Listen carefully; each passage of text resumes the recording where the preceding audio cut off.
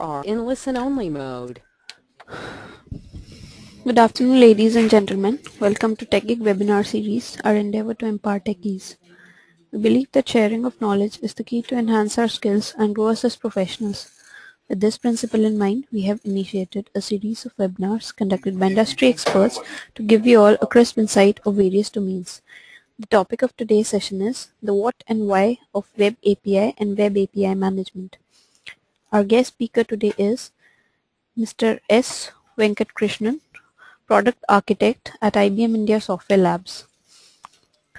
Mr. Venkat works on product architecture in the WebSphere connectivity and integration portfolio at IBM India Software Labs, Bangalore. Venkat has over 15 years of experience in the IT industry and his interests revolve around enterprise connectivity and integration and SOA. So without further delay, I introduce you all to our guest speaker. Over to you, Mr. Venkat. Hey, thanks, Moni. Good day, everybody. It's a pleasure talking to you folks about Web API and Web API management.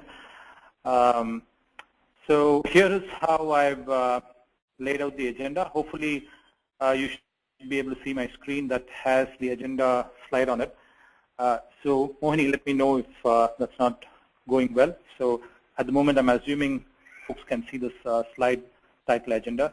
So I'll start with enterprises vis-a-vis the world outside of it and what's brewing there. This is important because this is the space in which Web APIs and Web API management come into play.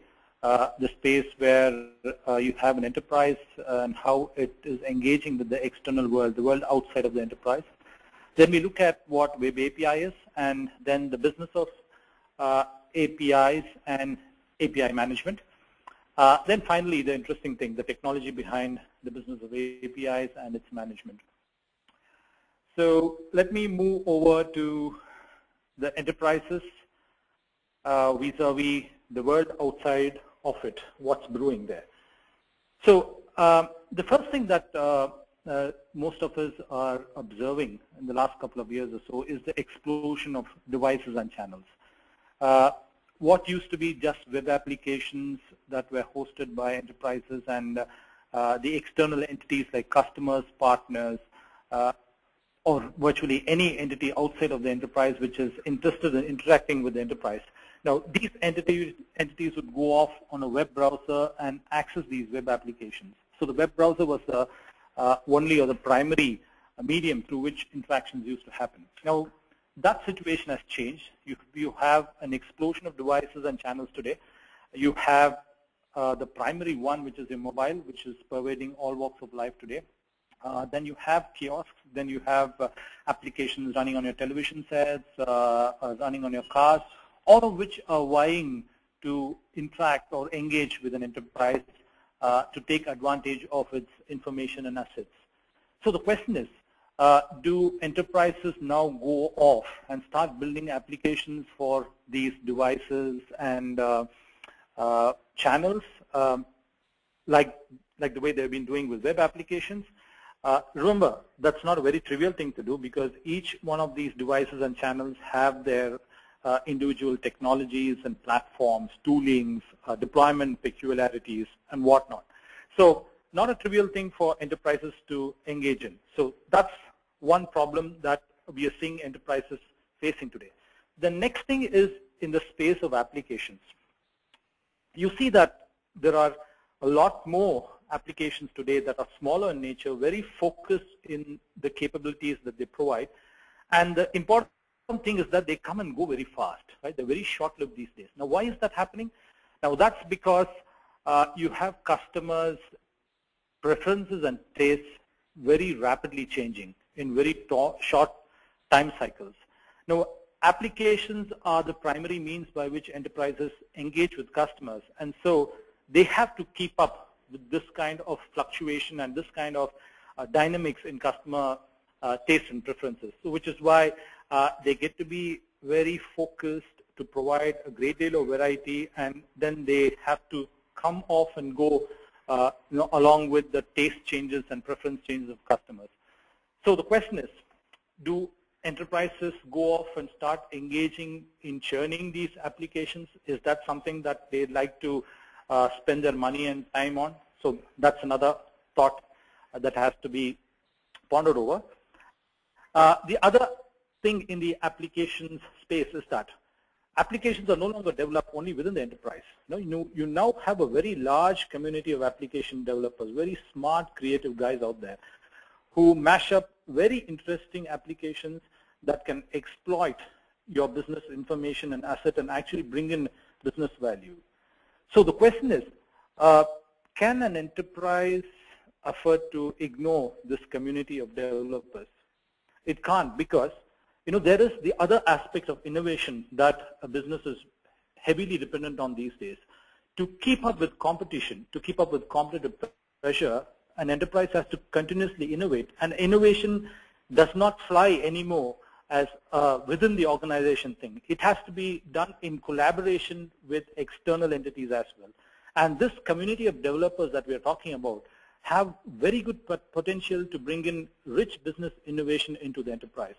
So an enterprise cannot ignore this community. They need to do something so that this community of developers can have easy and simple access to enterprise information and resources. So that's the other thing that enterprises have to worry about. Then you have the question of partnership. It's not something new to us. Partnerships and the integration problems that they bring in have always been there. But the times that we are in today, we don't have the kind of large lead times for enterprise integration as we used to do in the past. You are very much in an era where partnerships have to get off very quickly and easily also. So enterprises have to show a bit of agility in the external face that they provide, in the way they are receptive to partnerships. So that's another thing, right, in what the enterprise has to deal with when it's looking at partnering with external entities. How quick can the integration come off? Then finally comes brand loyalty. So we are talking about an enterprise's interaction with external entities.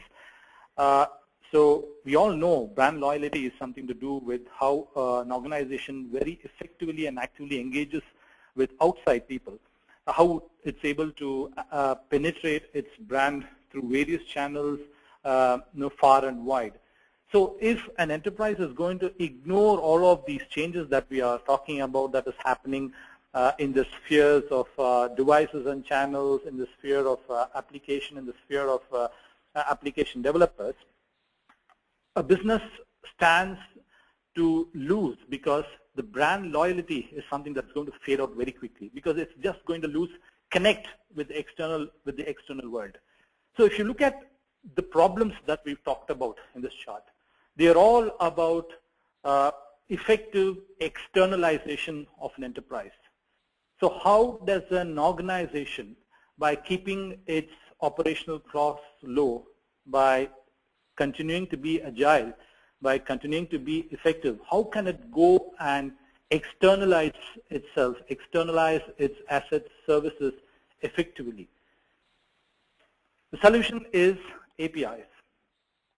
So APIs are the mechanism by which an organization can externalize itself effectively, keeping the operational costs in control, can pervade into different devices and channels, and very importantly, you can take advantage of the large community of application developers who are very pivotal in this ecosystem. So by APIs, what we mean is how you expose your organization's assets, services, products as simple resources and a finite set of operations that can be performed on these resources.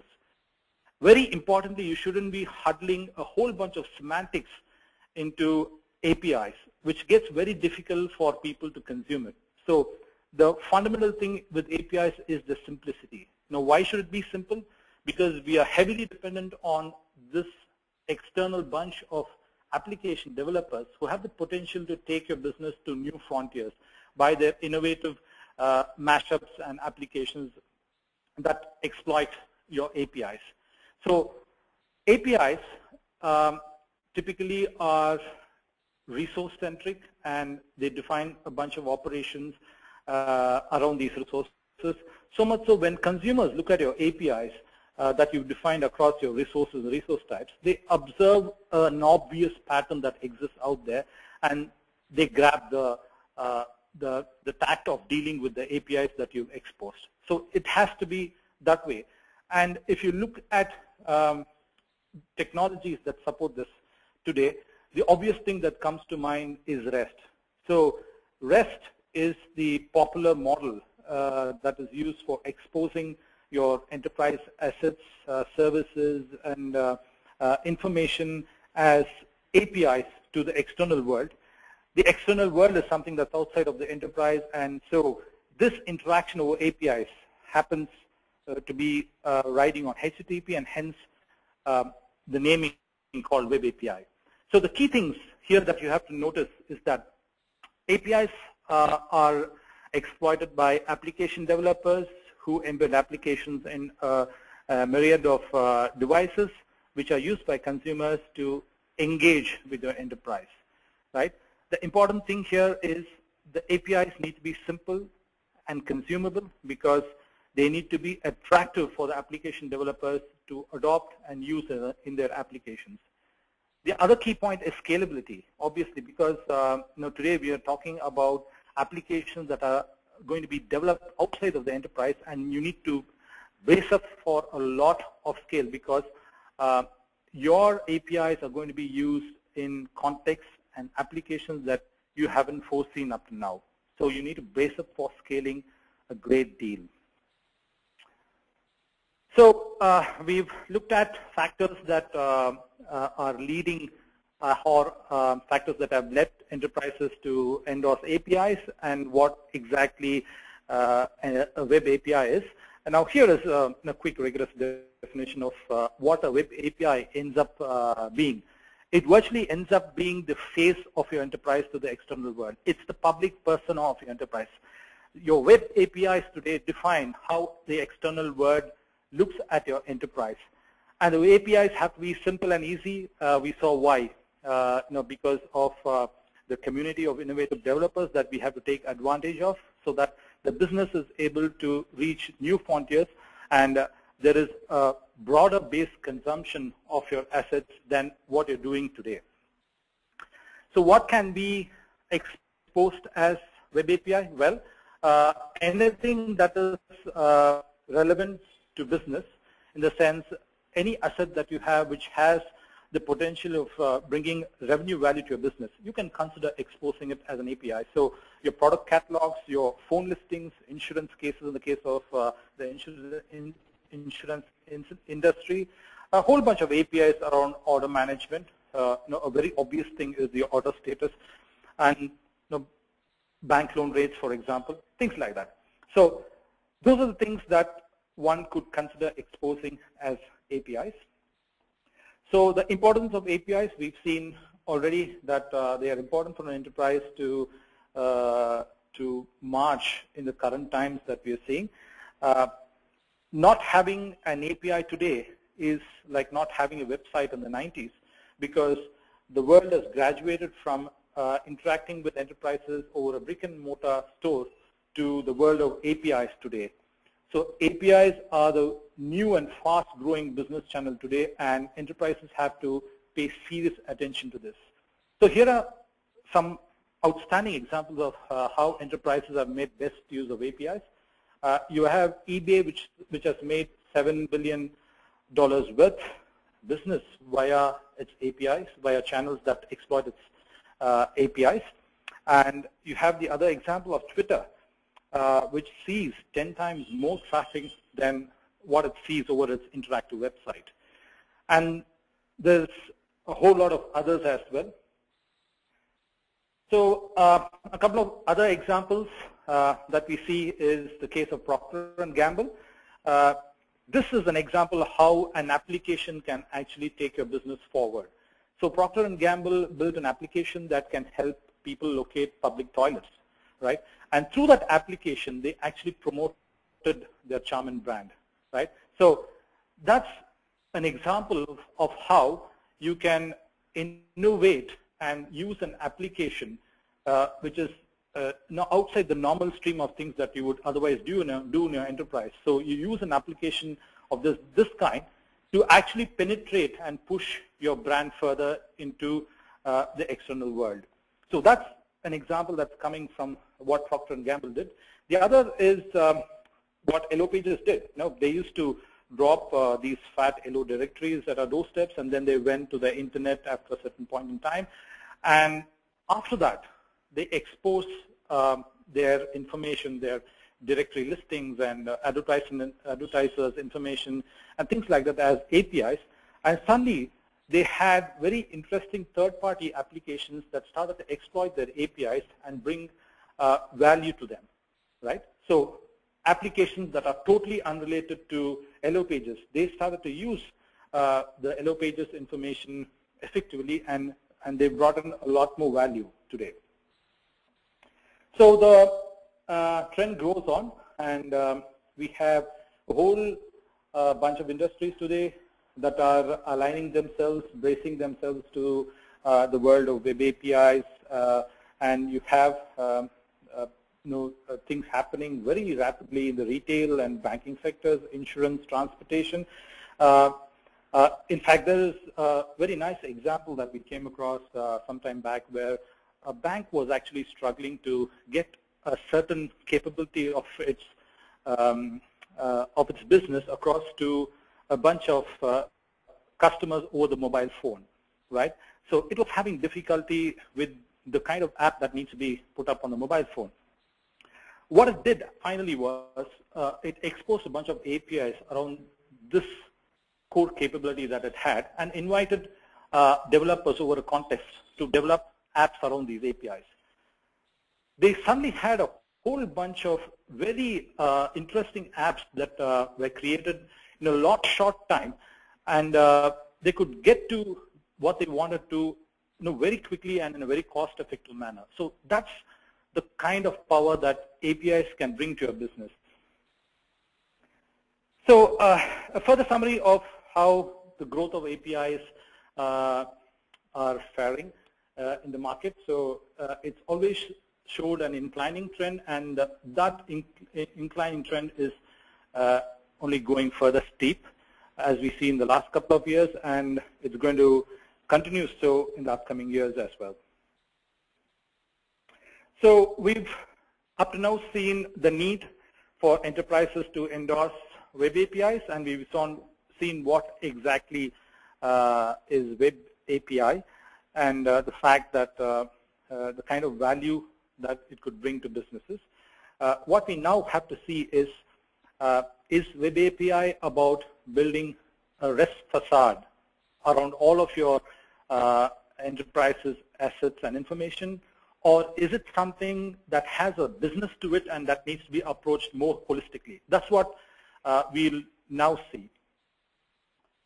So the business of API is what we have to see now. So the first and foremost, you need to understand the value chain in the API economy.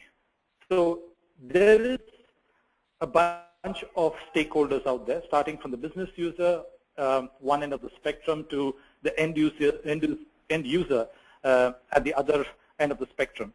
So the business owner is looking at very tangible business value through this API enablement. If there are assets or information that needs to be exposed as APIs, the business owner wants to have a value that comes back to business in return to this exposure of APIs. So to the application developer, there needs to be a value in using the APIs that you expose. Your API should enable application developer to do something really cool and nice so that the applications that the developer makes sells very well with the user community. And obviously the user, the end user, has to see a whole lot of benefit in using an application. It needs to make the user's life easy or interesting or delightful in some manner or the other. So if you look at it, there are several parties over here, and the value chain flows from the business owner to the end user, and you have to make sure that the API that you expose brings value across this entire chain. That really determines the success of your web API management story. So the first and foremost is the value chain, and the fact that you need to be aware about the value that the API needs to bring in. So the next thing that you have to do is, once you know that this is what there is to it, the value that an API should bring in, you need to start by strategizing. Now, web APIs are not something that can go off totally disconnected with your business. They have to be very closely aligned with your business goals. So you need to actually step back and understand what is it that you want to achieve in your business. Is it revenue through new channels, or is it faster delivery through of mobile apps, or is it for penetration of your brand further? What is it that you want to achieve as part of your business goal in this particular web API enablement initiative? You need to be very clear on that. And it's important that you watch your APIs very closely as a product. They virtually become a product because they impact your business channels a great deal. So you need to nurture them and have a very well-defined strategy behind them. So let's assume that you've understood the value chain and you now have a business strategy. You have put down some business goals which you want to address via web API enablement of your enterprise's assets. So the next thing is, which of the assets would you like to choose for exposing as APIs? So you have to, again, get back to your business goals and to the value chain and understand which of those assets are aligning with your web API goals, web API business goals. You also have to answer what sort of value the asset, when exposed as an API, is likely to bring to the application developer community, and what sort of applications you envision as being developed out of your APIs. Now, this is to help you think what sort of new business areas this API is likely to draw you to, or is it likely that it's going to fatten up a lot more your existing revenue streams? So those are the questions that you need to put against your business assets and information. It's not like you go off and REST enable all of your business assets and information. You need to really choose which one of them you want to expose as API, and you need to sort of balance against the value that they are likely to bring into your business. So lying subtly, in this aspect of choosing assets is the integration that you have to make. Now, most of your business assets may not be sort of API enabled already. They may not be sort of having a REST facade of sorts already. So in doing this, you may have to go and deal with some bit of integration and mediation that exposes the API on one side to the external world and mediates to the information that's lying within your enterprise. So keep in mind that there is some mediation and integration work that you have to do as part of this API enablement. So once you've fixed on what APIs you want to expose, the next important thing is how would you want to expose them? Would you want to make them available free, or do you want to charge your application developers for using your APIs, or do you want to actually pay these developers for using the APIs? So that again depends on what your business goal is. So don't you see that web API is not a trivial thing? It's not like you go and REST enable all of your enterprise resources. Every step that you make, there are quite a bunch of things that you have to take care, and every step you take in the web API enablement journey, you have to always get back to what your business goal is, right? So over here, you have to get back to understand, is your goal to actually drive brand loyalty, or is it just that you want to jump onto some new channels? in which case you may want to make your APIs available for free.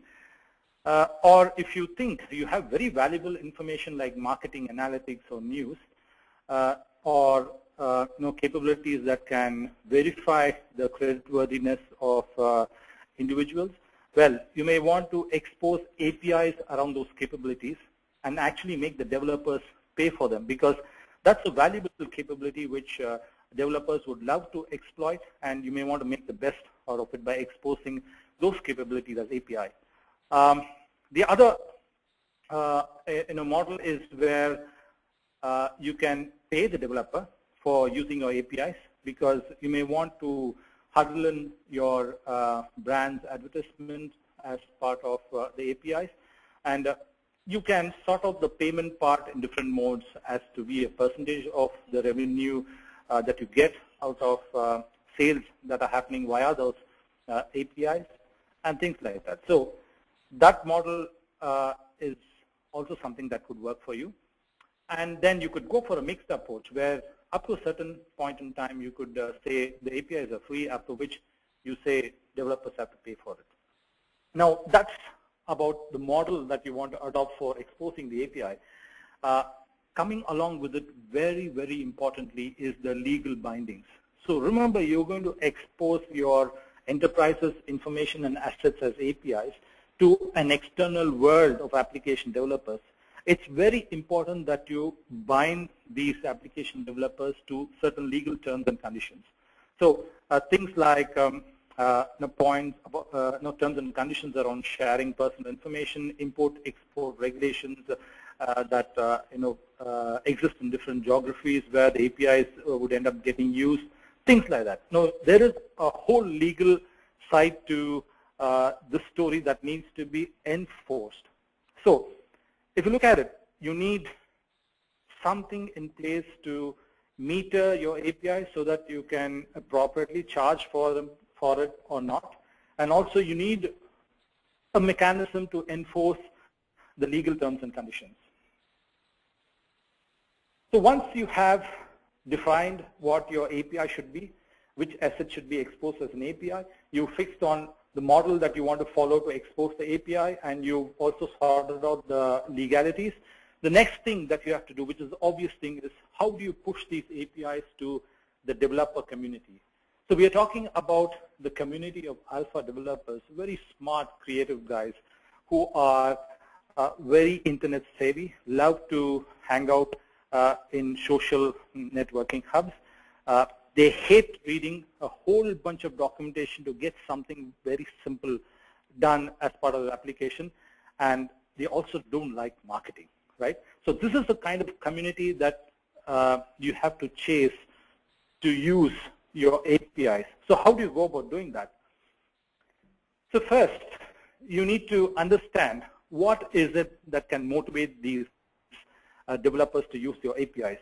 You may want to go and do a bit of socializing in different hubs.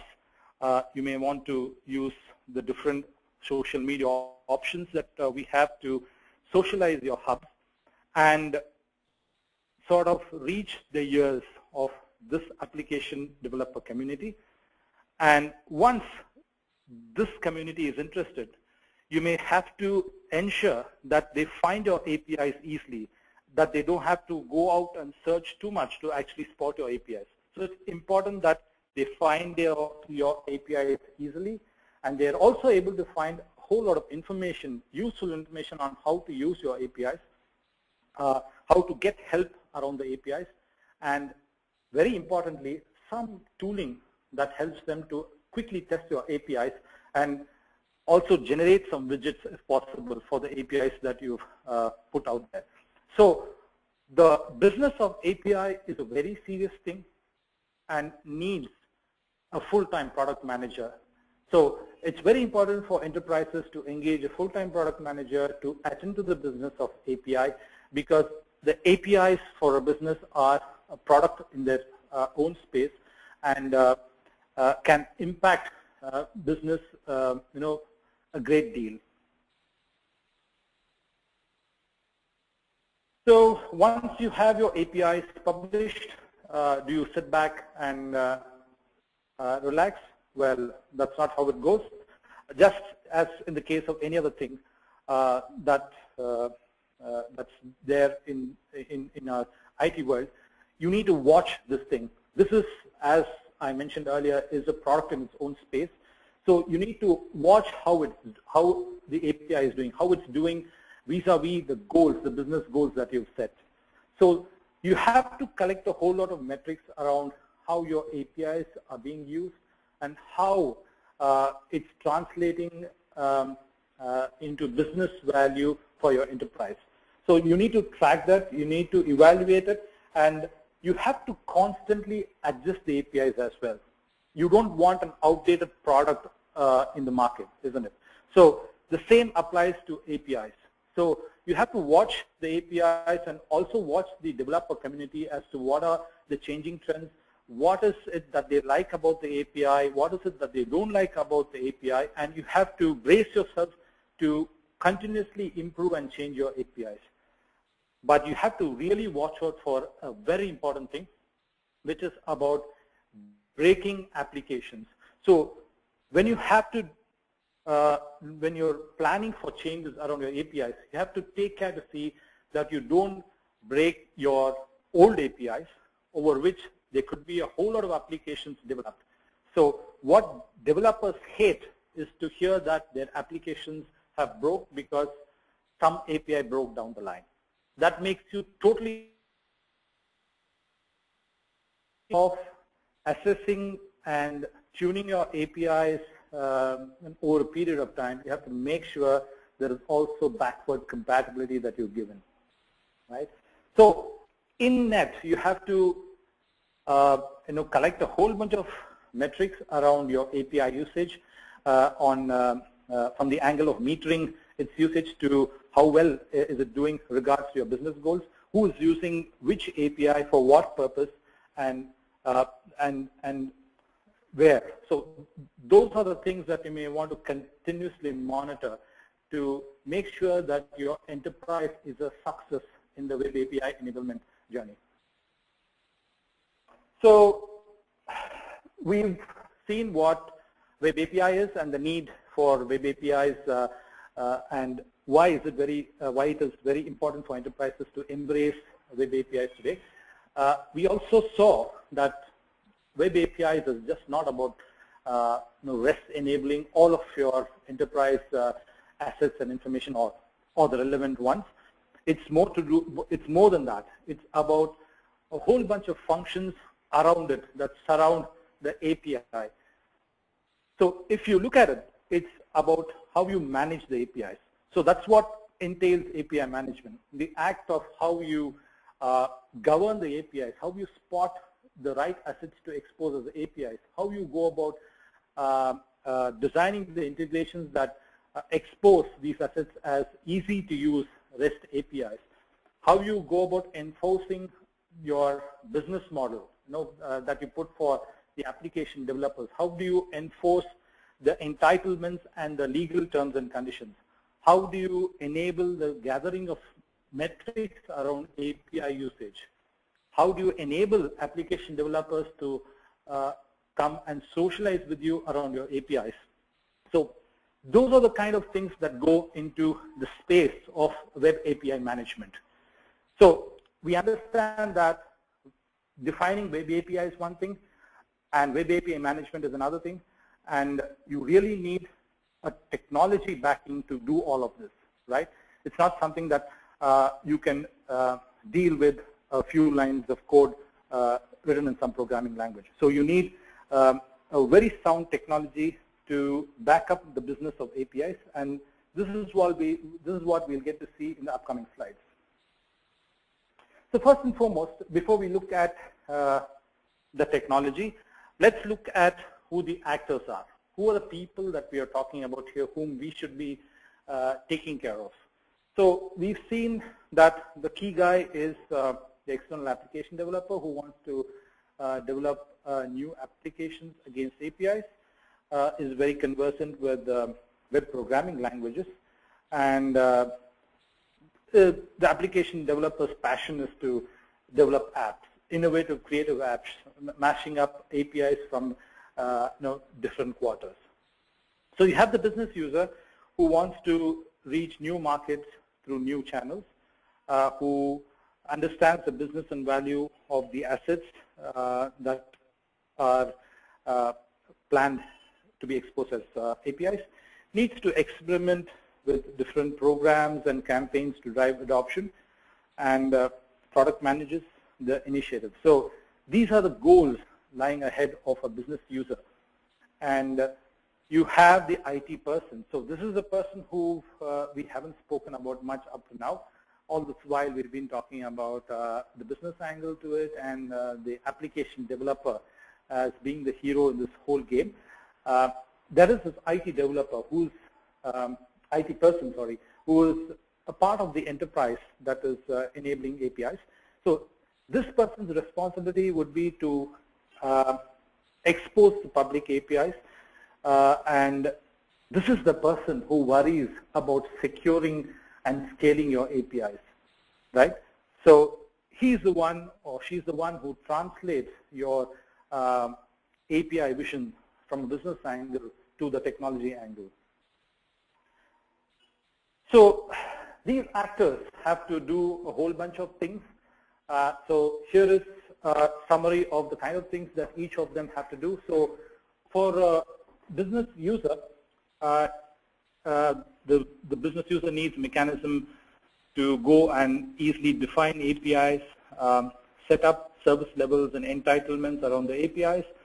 Then after having done that, would like to publish and socialize the APIs, manage development around it, which is manage the application developers who are consuming the APIs, and also gain some insight into the applications and the API usages, so that that can be related to the business value, right? So the external application developer wants a means by which he or she can quickly sign up for the APIs that you expose.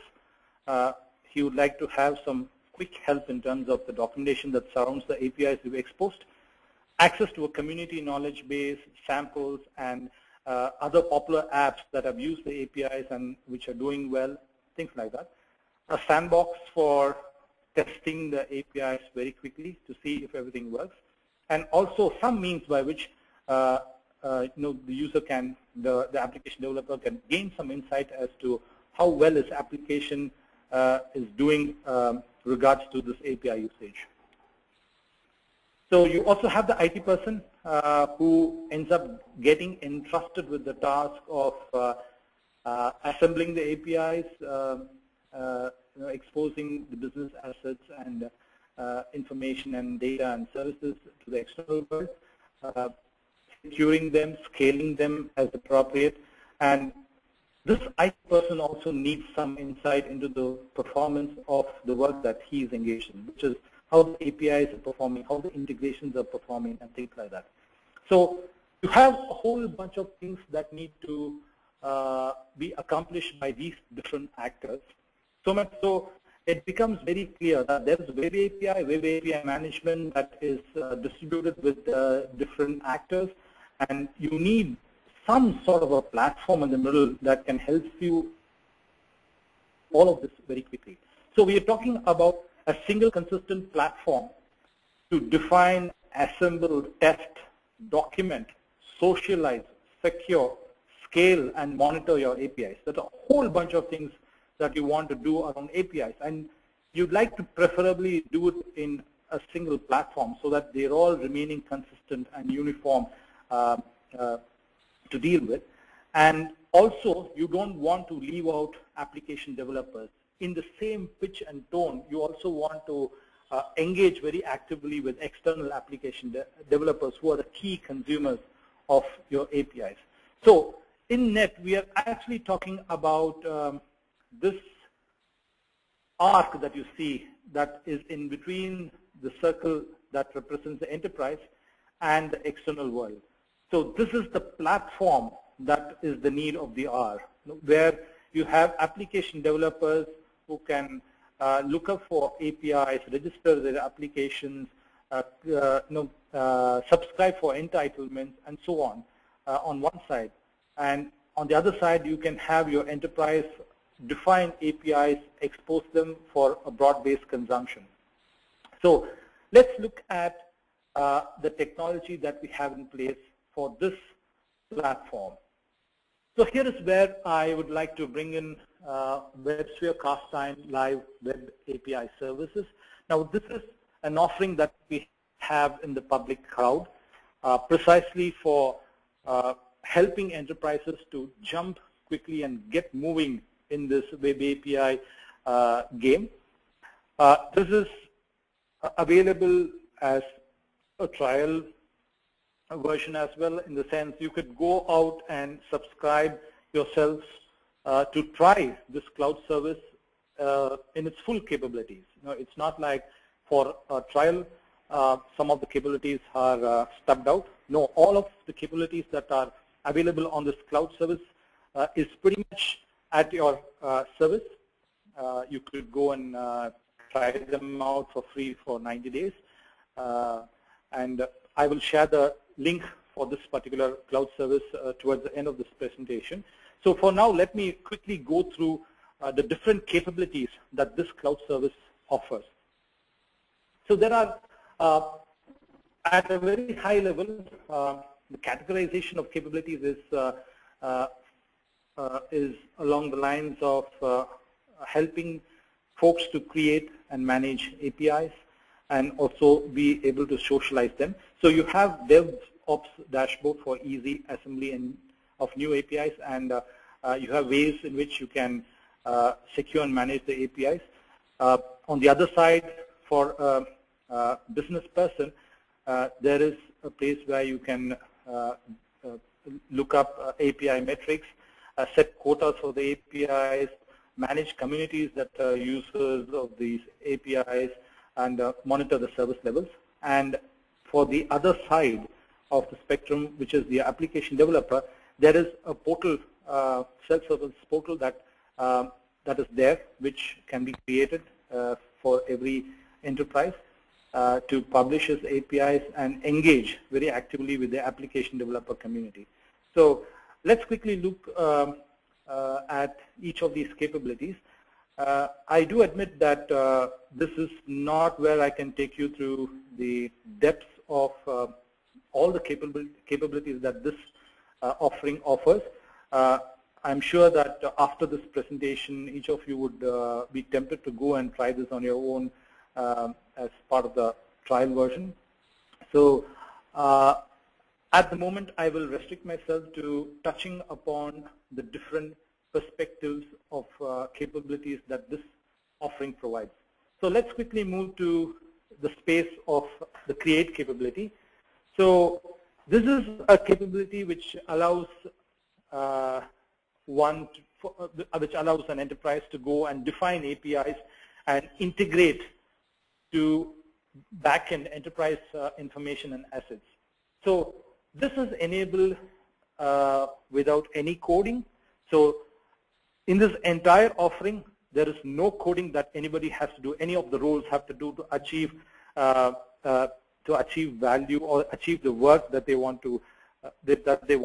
So here is where, through a bunch of very simple steps, an enterprise can go define APIs. The first step would be to define the API, and then the next step would be to associate or link resources to this API.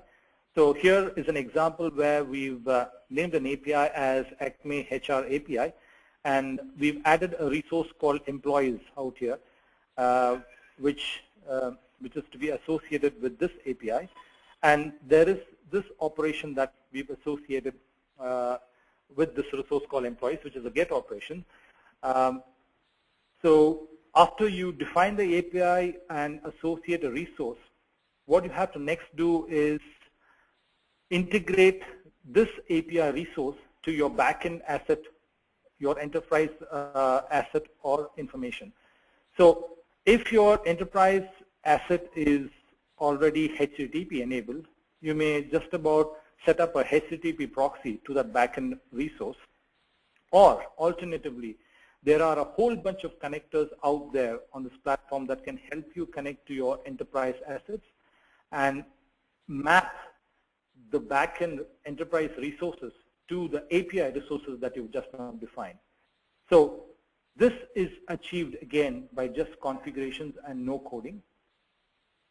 So once you've defined your APIs, there is another tab that you can switch over to define the security and scalability aspects of your APIs. Now here is where you actually go and define several different entitlements. So you could go and set up an entitlement called basic service level that allows for 100 calls per minute and enforces that the user of this API furnishes just the application ID, and that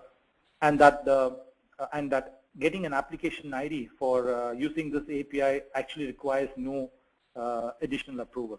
So that is one kind of an entitlement. Another entitlement could be where you enforce that the API needs ID and secret to be passed and requires approval for the application to be provided an application ID and secret. So these are the kind of things that you can do as part of setting up entitlements. Sorry, I got a little distracted by a chat that appeared on this webinar console. Okay, all right. Sorry, let me continue. So you can set up different entitlements and associate them with the APIs. Then you could also test the API that you just now defined. So there is a tab on which you can do this as well. So that completes the API creation task per se. Next, you could go over and observe how your API is doing. Once you've set the API in motion, you can see how well it's getting used and what is the response time. So there is a separate task called separate tab called metrics over which you can do this.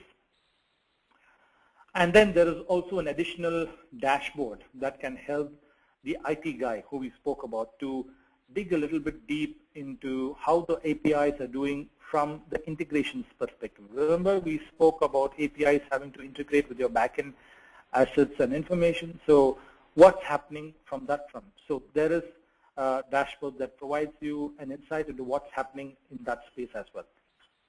So that completes a bunch of things that you can do with the create. I'm sure you will find a lot more interesting things as you dig deeper and explore the different options that are out there. So let's look at the socialize capability in the Kasta and WebAPI platform.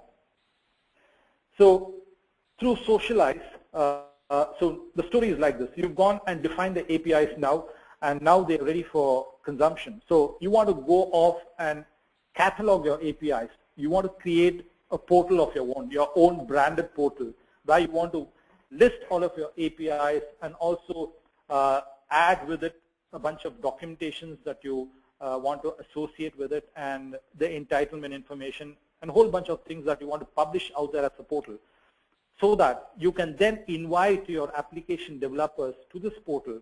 And this portal becomes the space where your application developers go and register their applications, obtain application ID and secret. Now, application ID secret, this is a security model that's very popularly today known under OAuth. So this is the in thing, and that's what the WebAPI platform from Kasta offers as well.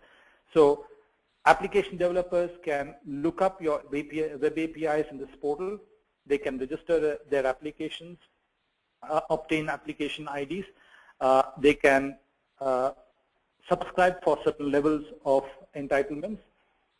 They can also go and manage their entitlements. So somewhere down the line, I find that my application is a great success, and I find a whole a bunch of people who've jumped onto my application, and so I need better entitlements in the sense that I want to be using more API calls, and so I want to change the initial entitlement, those kind of things. So I can do all of that from a particular view in this portal.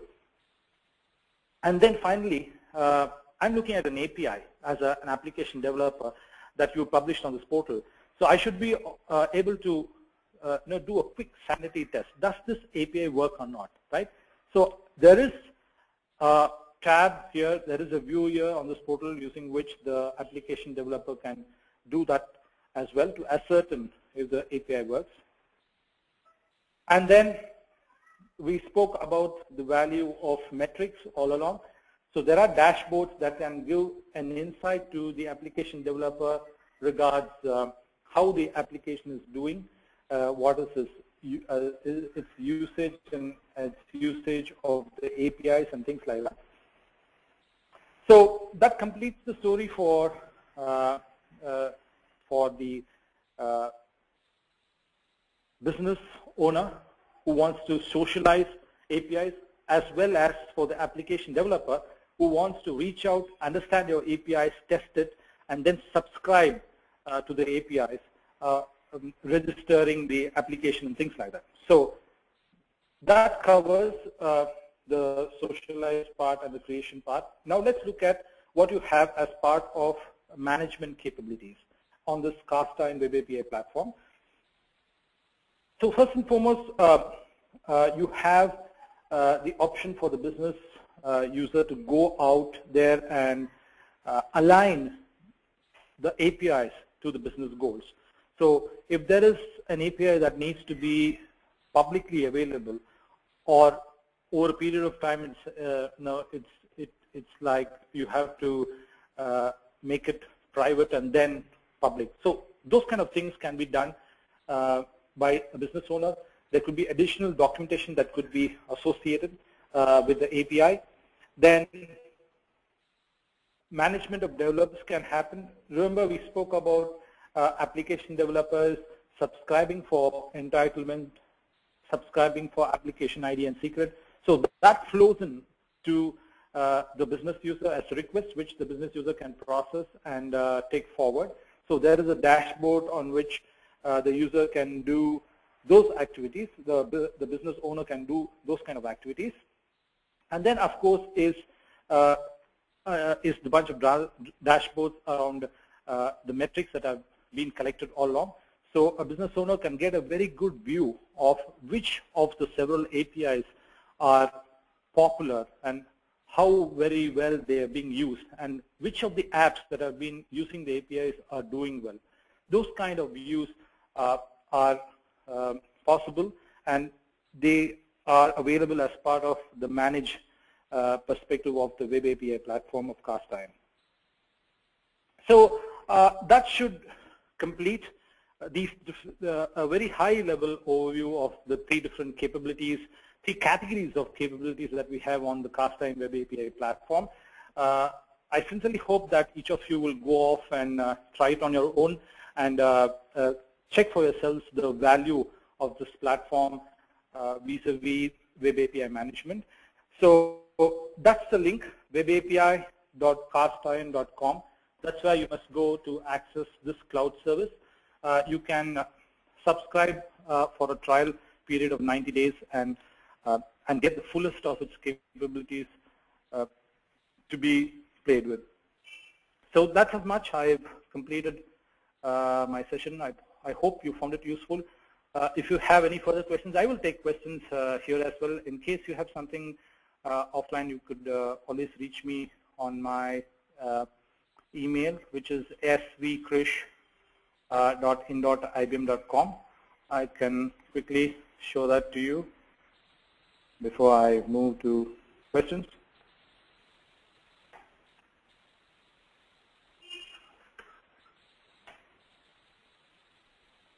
There you go. So svkrish@in.ibm.com.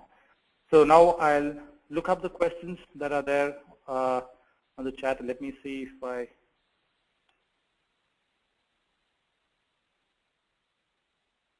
give me a couple of minutes, please.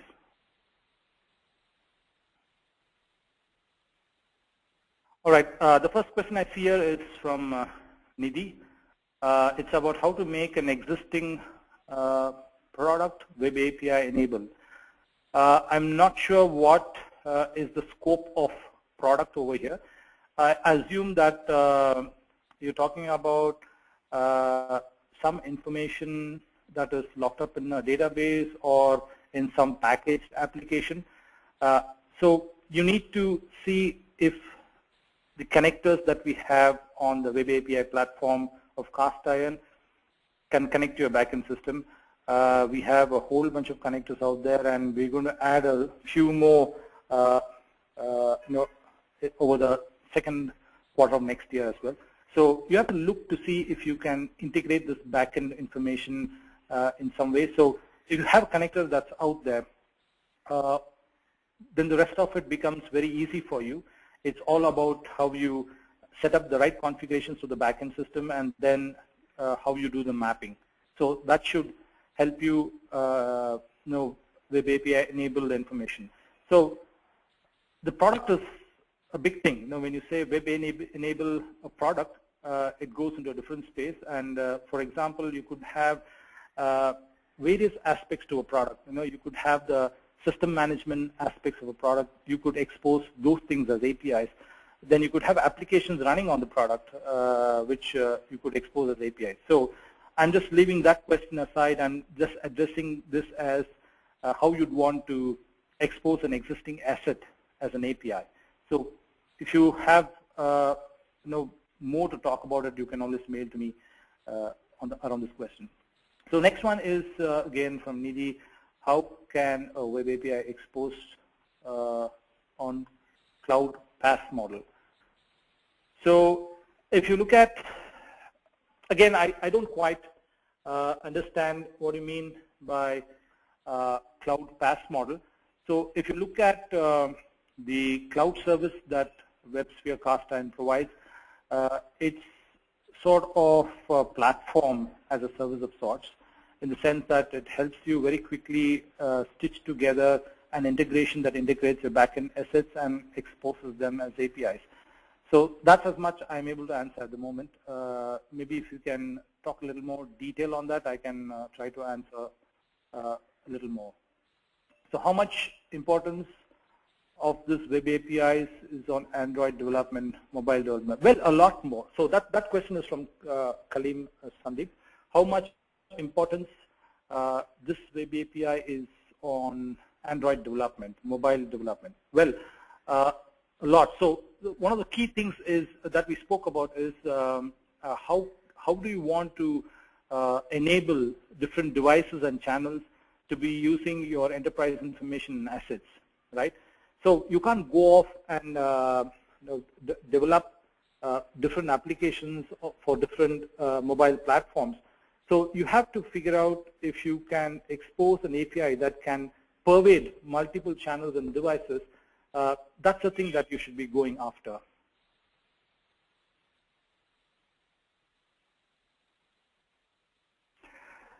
So are WCF services and Web API servers the same functionality?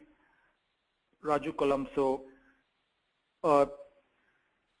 WCF services, no, I don't think so. So Web API is different. It has a lot more than what we've been doing. So APIs aren't new. I understand it's something that we are all familiar with for a long, long time. But then the question is, around this time, we're talking about a lot more discipline that needs to be put into it so that there is simplicity and uniformity in what we try to expose as web APIs. So the important thing is you don't huddle a whole bunch of semantics in what you expose as APIs. That gets complicated for end users to quickly adopt and use, right? So the kind of things that typically we use with SOAP-based services, right? Where you could huddle a lot of semantics, especially if you start wrapping them around with W star stuff, right? That's not something that will go very well in the web API world, because the community of developers that we're talking about, they're a smart bunch of guys who are very innovative in the applications that they aspire to design. But what they hate to do is deal with how to access information from your organization in complicated ways. They want a very simple way of accessing your information and assets.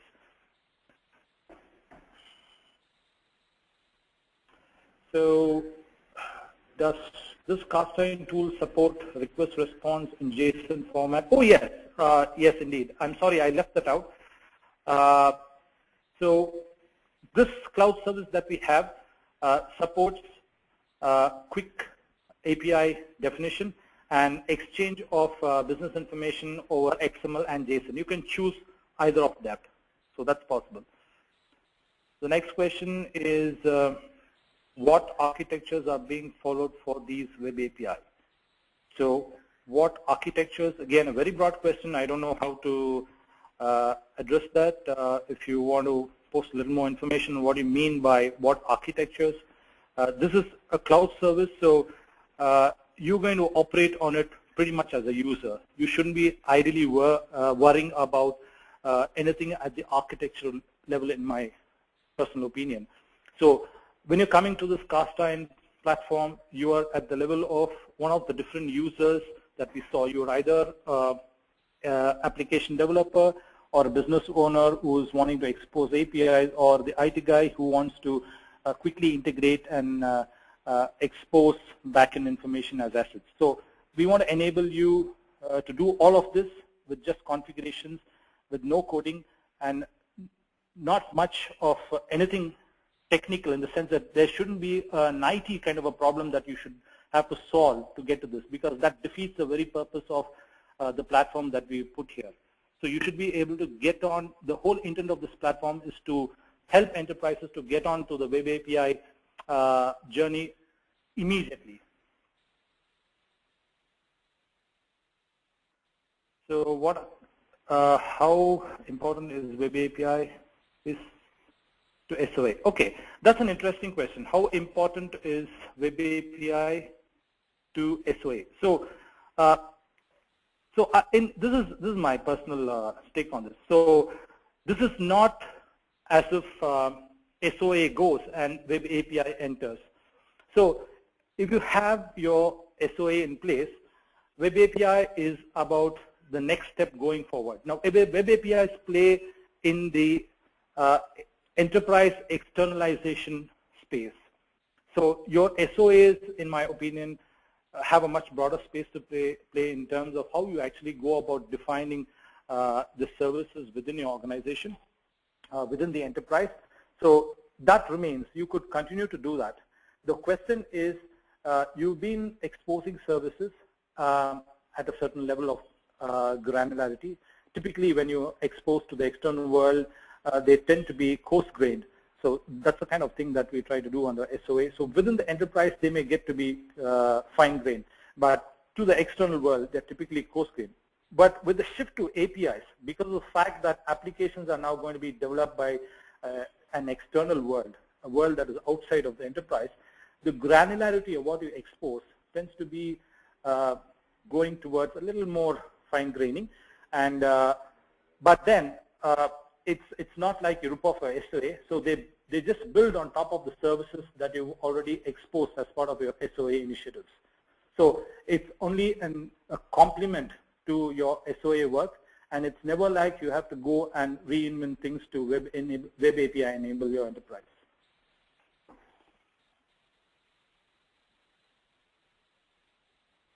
So going by that question, Raju, I suppose you are leading to ask, by a previous question, what architectures are being followed for these web API. I suppose your question was actually more related to the SOA. So it is complementary in nature. The web API is something that comes to the space of, now that you have abstracted of services and you are talking about what to expose how to the external world, the mechanism that you want to use for this exposure. So you may resort to web APIs, or something within the enterprise. You may just about continue to go and do SOA, but expose as web services, I mean. But then, as I mentioned earlier, if you want a broad-based adoption, you have to move to something that is perceived to be much more simpler by the external world, which is REST-based access to your information and assets.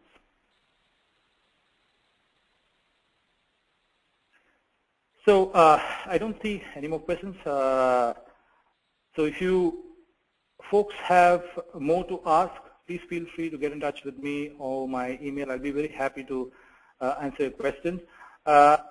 It might be that I didn't quite entirely get some of the questions out here because of the broad nature way in which they've been put over here. So if you can elaborate a bit, then that'll help me to answer more pointedly, and we could probably do it offline or mails as well.